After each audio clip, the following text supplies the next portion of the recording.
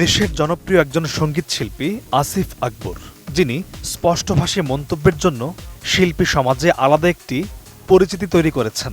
নিজের মত প্রকাশে কখনোই তিনি রাগঢাক করেন না, আর এর কারণে যেমন প্রশংসা পান তেমনি সমালোচনাগুলো বেশ উপভোগ করেন তিনি। সম্প্রতি একটি টেলিভিশন সাক্ষাৎকারে উপস্থিত হন আসিফ আকবর। সেখানে দেশের বিভিন্ন তারকাদের উদ্দেশ্যে আসিফের প্রশ্ন কি তা জানতে চাওয়া হয়।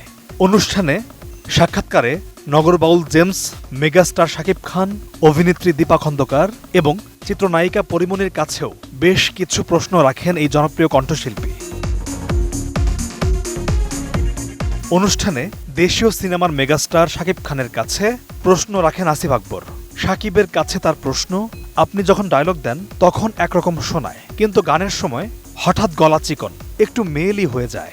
যেখানে অ্যান্ড্রু কিশোর, মিলু ভাই, সৈয়দ আব্দুল হাদীর মতো কিংবদন্তি শিল্পীরা কণ্ঠ দিয়েছেন, সেখানে এখন যাদের সঙ্গে আপনি ঠোঁট মেলাচ্ছেন সেই টোনটা আপনার সঙ্গে ঠিক যাচ্ছে না। আপনি এটা কিভাবে এনজয় করছেন?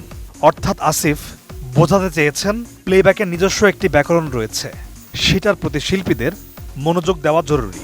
নোভা এলইডি টিভি, ঝকঝকে ছবি, নিখুঁত শব্দ, 5 বছরের ওয়ারেন্টি। নোভা মানে সঠিক মান, নিশ্চিত সেবা। এছাড়াও আরও কয়েকজন শিল্পীকে নিয়েও আসিফ আকবর সরাসরি প্রশ্ন করতে চান। যেমন দেশের জনপ্রিয় ব্যান্ড তারকা নগর বাউল খ্যাত মাহফুজ এনাম জেমসের কাছে আসিফের প্রশ্ন, আপনি এত বড় একজন শিল্পী কিন্তু দেশের কোনো আন্দোলন সংগ্রামে আপনাকে দেখা যায় না। ফেসবুকেও নানা বিষয় শেয়ার করেন, কিন্তু শিল্পীদের সমস্যা বা দেশের সংকট নিয়ে কিছুই বলেন না। আপনার মুখ থেকে এই বিষয়ে কিছুই বের হয় না। এটার কারণ কি তা আমি জানতে চাইব। এরপর পরিমণিকে নিয়ে নিজের ভাবনার কথা বলেন আসিফ। তার ভাষ্যমতে, যতটুকু দেখি সে একটু খামখেয়ালি। তাকে আমি প্রশ্ন করতে চাই, তুমি আমাদের মুক্তি দেবে কবে? তুমি একটা কিছু করো, সেটেল ডাউন হও। কিভাবে করবে সেটা আমাকে বলো। আসিফ জানান, আগেও তিনি পরিমণির সঙ্গে এই বিষয়ে কথা বলেছেন। তিনি বলেন, পরি সবসময় হাসি খুশি থাকে, সবকিছু খুব ক্যাজুয়ালি নেয়, এটা ওর একটি দারুণ দিক।